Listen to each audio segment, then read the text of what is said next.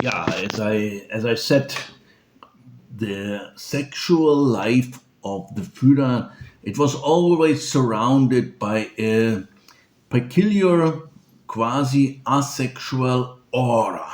Yeah, and this restraint, or rather concealment, created the psychological space into which any female figure could be projected. Yeah, that is my theory. Like Geli Raubal, yeah, the first big love, the only one, the only emotional relationship he ever had, the only time he was in love. Gaily Rauber, yeah, the daughter of his older half sister Angela, Gaily Rauber. Then we have Eva Braun, yeah, the Eva Braun, who later became even the official wife, yeah, some hours before the death of both. Eva Braun, everybody knows her. And we have other. We also mentioned Unity Mitford. And also occasionally, yes, we have also Henny Hoffmann as well, as where Hitler would have some special relation with a very young lady in a quite maybe strange manner. But all these stories, on all these are rumors. We don't have any exact information about the sexual life of the Führer. We have only superficial information, but nobody knows what was taking what was happening behind the curtain in the bedrooms of the Führer. This was one statement that somebody said. One adjutant of Adolf Hitler said that nobody knows what was really happening in the bedroom. Yeah, that's so. Let's go on. Parallel to this, another legend formed concerning Henny's husband, Baldur von Schirach. So, as we said, Henny Hoffmann married Baldur von Schirach, a young intellectual, an artist, and so on. And there were rumors also circulated within the Nazi elite that von Schirach, although he had married the Führer's favorite girl, like Henny Hoffmann, the favorite girl, actually displayed homosexual tendencies.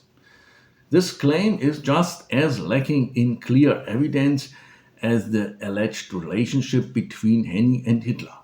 Post-war sources, especially the Nuremberg transcripts and Schirach's own memoirs, Schirach were then imprisoned together with Rudolf Hess, we know, in the Spandau prison in Berlin, are all these documents, all these memoirs are conspicuously silent on the matter.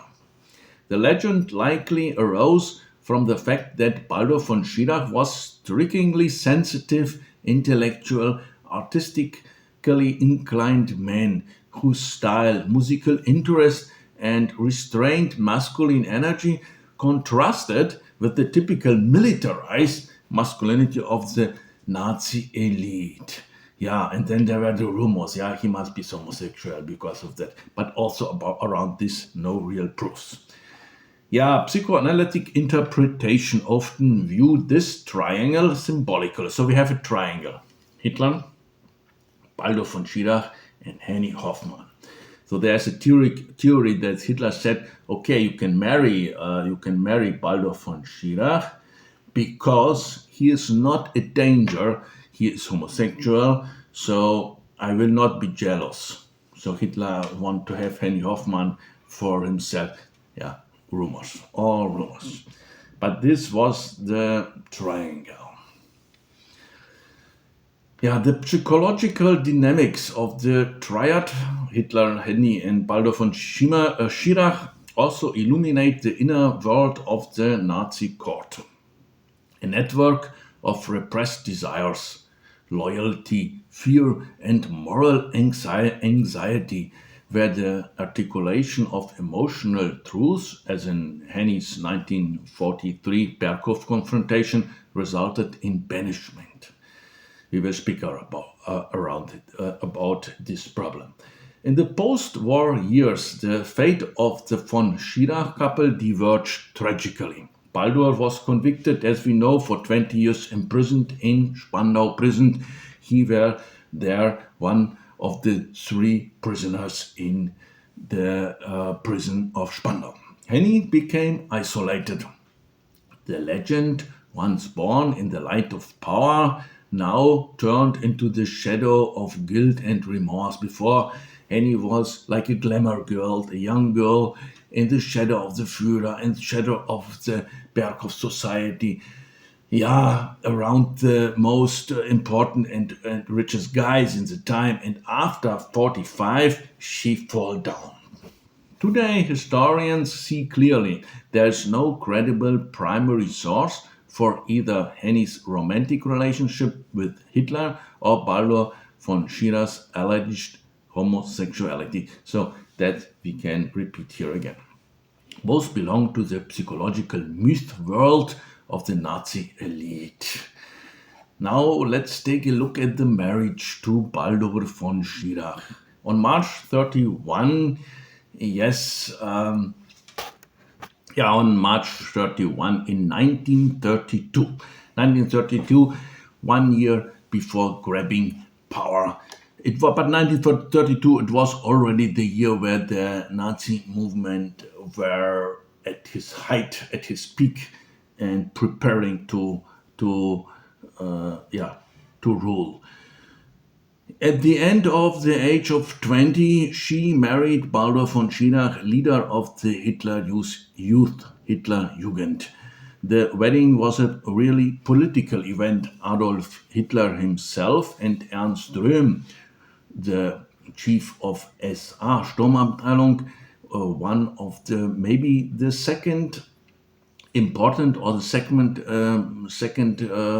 man in the Nazi movement, because he had under his command already 500,000 stormtroopers. So he was also a very important guy in the hierarchy in 1932. But later he was murdered by the SS because he was too dangerous for Adolf Hitler in the very famous 1934 Röhm Putsch.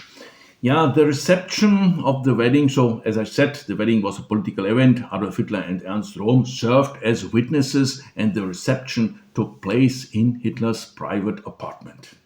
According to some sources, Hitler explicitly supported the marriage, perhaps in order to place Henny's future within secure boundaries and thus remove her from his own immediate environment, because he saw himself like a protector of Henny Hoffmann, like a father figure. Baldur von Schirach was one of the principal architects of Nazi youth ideology and later was appointed Gauleiter and governor of Vienna. The successor was Arthur Axmann in the Hitlerjugend. Baldur von Schirach went to Vienna, where he was the most important political leader. His name is forever linked in Vienna to the fact that approximately 65,000 Jews were deported from Vienna to Poland, to the extermination camps. In his speech of September 15 in 1942, he referred to the deportation as a cultural contribution of Europe. That's where we see a cynicism that reflects profound ideological blindness. Henriette, by then known as Henriette von Schirach, became one of the most popular social figures of the Reich elite during the early war years. Also, together with her husband, she was a regular guest at the Berghof, Hitler's Berchtesgaden residence, where also other celebrities such as Annie Ondra and also the boxer Max Schmeling also frequently appeared. The Berghof incident 1943. Yeah, that is an important story, happened in 1943. This, however, is not why she entered. this may be why she entered also the history books. In the summer of 1943, it is a time where the Nazi campaign in Russia became big problems. We have the Russian army, like moving and pushing the Germans backwards, uh, Stalingrad, and so on. In the summer of 1943, during a dinner attended by, among others, Albert Speer, Traudl Junge, Henriette von Schirach, she did something no one else had dared to do. She openly confronted Hitler about the treatment of the Jews.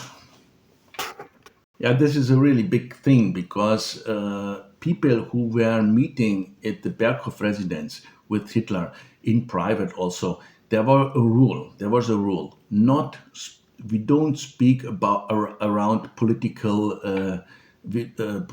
questions, and we don't speak about war questions, about defeats, about negative things, and we don't speak about the deportation of Jews. We don't speak about the Holocaust. So it was a taboo thing to do.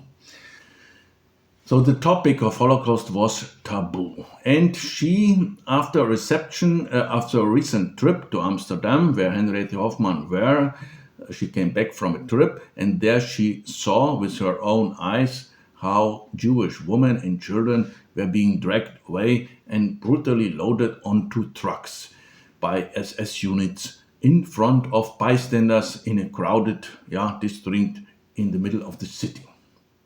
Yeah, she saw that, and she, after when he returned from this trip to the Berghof, she sat in front of the society, in front of other Albert Speer and so on. She said and asked the Führer, "Do you know what is happening to them?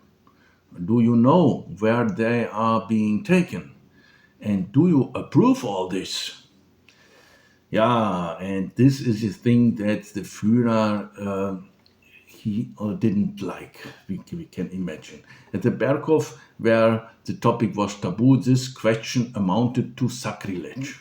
Hitler's face contorted with rage. He curtly told them to leave. And the following day, the couple was banned. The Schirach couple was banned from the residence. The incident is corroborated by several sources. Traudl Junge, Albert Speer, and Joseph Goebbels' diary all refer to this incident. Goebbels cynically remarked that the von Schirachs so Goebbels said some very interesting thing in his diary. He said that on the one hand, she is now complaining here on the Berghof, seeing some Jews dragged onto trucks in Amsterdam. But on the other hand, they see every day in front of their house in Vienna and under their windows that Jews were deported from Vienna. But only now, years after deporting the Jews in Vienna, only now she had the sight, and this question began to trouble them, the Schirach. So she said cynically, in Vienna, you are helping to deport the Jews, and now you are complaining. So that is the situation. Henriette von Schirach's life after the war, some words around that.